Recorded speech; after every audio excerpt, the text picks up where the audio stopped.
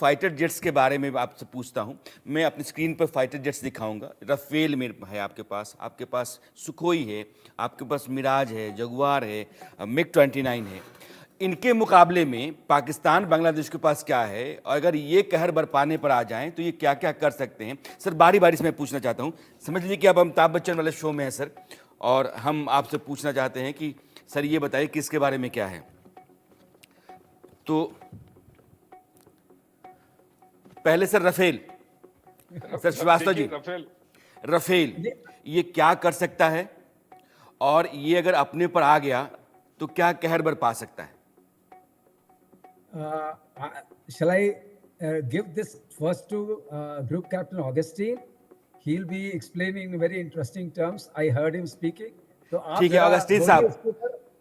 Augustine ये साहब, फिर मैं इसके बाद बैटन अपनी आपको चर्चा में लाऊंगा। जी। थैंक बहुत यू अच्छी बात होगी। यशवंत जी, ये बड़ा बड़ा सौभाग्य है मुझे। ये दासो एविएशन के जो जहाज हैं उसको मैंने खूब उड़ाया है और आज भी उड़ा ही रहा हूँ। तो ये रफाल जो है 4.5 जनरेशन का जहाज है और दर्शकों को ये समझना जरूरी है 4.5 जनरेशन का क्या मतलब है। जी राफेल कभी इस लिहाज से नहीं बेचा गया कि वो स्टेल्थ फाइटर है, लेकिन अपने आप में उसमें स्टेल्थ प्रॉपर्टीज हैं। उसका एयर इनटेक हो या फिर उसका डिजाइन फीचर्स हो, रडार में पकड़ में नहीं आता है जब तक वो अपने आप को दिखाने की कोशिश ना करे। दूसरी बात, इसमें एयर टू एयर कैपेबिलिटी है। आपको याद होगा फ्रांस से टेक ऑफ किया था, सीधा जामनगर में आके उतरा है। 2 बार 3 बार 4 बार एयर टू एयर के रिफ्यूलिंग कर सकता है। जी इसका सीधा सीधा ये मतलब है कि अगर भारत चाहे तो राफेल को 24/7 एयरबोर्न रख सकता है। उसमें एक ही वीकलिंग होगा, वो होगा पायलट, क्योंकि इसके राफेल के मुकाबले में पास कोई फाइटर जेट है पाकिस्तान और बांग्लादेश के पास? नहीं है। क्यों? मैं एक चीज बता रहा हूं। तो इसमें जो ऑक्सीजन ओबॉक्स है, on board oxygen generation system है। ऑन बोर्ड ऑक्सीजन जनरेट करके पायलट को ऑक्सीजन की जरूरत पड़ती है, ऑक्सीजन देते रहता है और हवा से हवा में आप तेल ईंधन ले सकते हैं। आप इसके साथ 2 और जहाज को बिठा देते हैं जिसको बोलते हैं लॉयल विंगमैन, जो लैंड करेगा, वेपन लेगा, फिर से आपके पास आ जाएगा। आप अनगिनत बार इसको वेपन मारते रह सकते हैं। ये एक रफाल जो है अतिशोक्ति नहीं होगा यशवंत जी, अगर मैं कहूं जी पूरा का पूरा जो बांग्लादेश का कैपेबिलिटी से ज्यादा कैपेबल एक रफाल होगा। हमारे पास 36 रफाल हैं जो बांग्लादेश के ठीक नॉर्थ में बैठे हैं। उसको छोड़िए, 2270 सुखोई 30 है। सुखोई 30 8 टन जहाज वो लेके जा सकता, बॉम्ब 8 टन। 10 सुखोई चला जाएगा तो ये ये सुखोई 30 MKI के बारे में ऑगस्टीन साहब बता रहे हैं सब बता रहे कि हैं। आपने राफेल सुन लिया है, अब आप सुखोई सुनिए। हाँ सर। सुखोई 8 टन वेपन अपने एक्सटर्नल लोड ले जा सकता है। 270 है हमारे पास। आप सोचिए 270 एक मिशन में 8 टन ले जाएगा। 270 इंटू 8 आप गुणा करके देख लीजिएगा, आपको ये समझ में आ जाएगा। इतना वेपन अगर वैसे ही डाल दें ये इस छोटी सी बांग्लादेश में, पूरा जो गंगा और ब्रह्मपुत्र का संगम जहां होता है, का पूरा संगम ये जो है बांग्लादेश खुद बन जाएगा। और तीसरी सबसे पहली बात, और आपने वो एयर वाइस मार्शल साहब ने इस बात की जिक्र की, वो है ट्रेनिंग। मैं आपको ट्रेनिंग का एक छोटा सा पहलू बता देता हूँ। जी बांग्लादेश में ट्रेनिंग नाम की चीज इसीलिए नहीं है क्योंकि उनके पास इतना ईंधन नहीं है कि 100 घंटे पायलट को ट्रेनिंग दे पाए। और दूसरी बात, चाइना में जो अफसर ऊपर जाना चाहता है, मतलब अपने करियर के पायदान पे चढ़ना चाहता है, वो पॉलिटिकल ऑफिसर बनने की कोशिश करता है। फाइटर स्क्वाड में आते ही उसकी पहली मुहिम ये रहती है कि किसी तरह मैं पॉलिटिकल ऑफिसर बन जाऊं और बीजिंग भाग जाऊं। तो इसीलिए जो साहब ने कहा है, एक फाइटर पायलट जो भारत का है, 2.5 का फाइटर पायलट चाइना के मुकाबले है। ट्रेनिंग की बात कर रहा हूं मैं।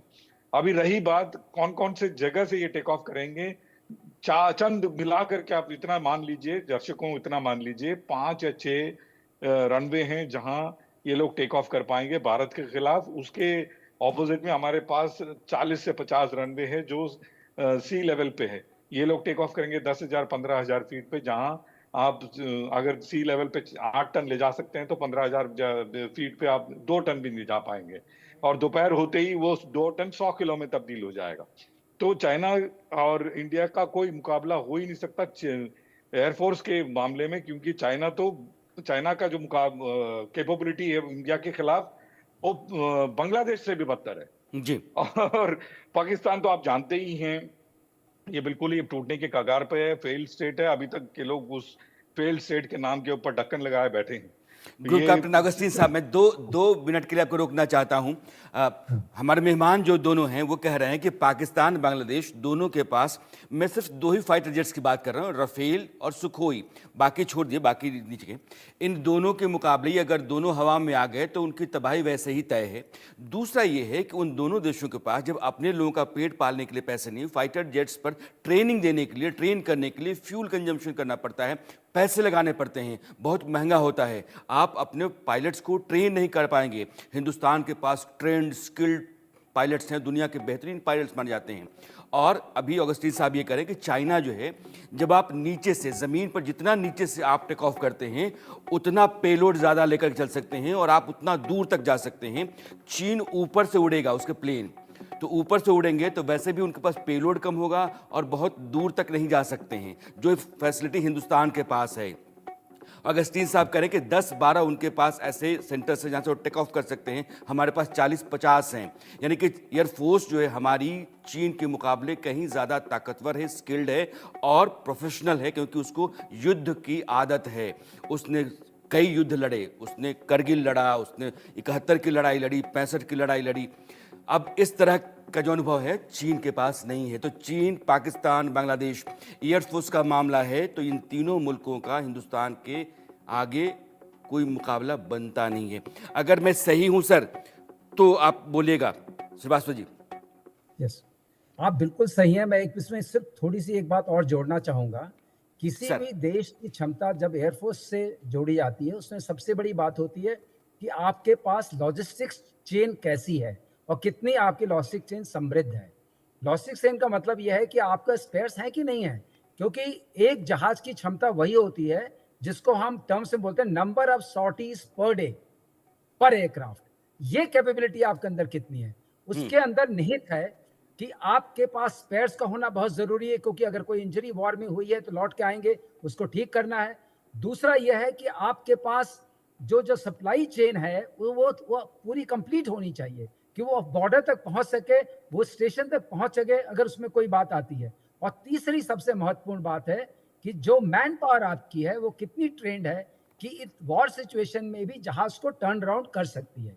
ये बहुत बड़ी बात है और बहुत इसके लिए इन्वेस्टमेंट होता है किसी भी देश का। और जहां तक सवाल है भारत का, मुझे बहुत अच्छा लगा कि ऑगस्टीन साहब ने बड़े अच्छे से समझाया और इतनी अच्छी हिंदी में समझाया कि दर्शकों को बहुत समझ में आया होगा। जहां आप ऊंचाई पर जाते हैं, पे लोड ले जाने की क्षमता खत्म होती जाती है।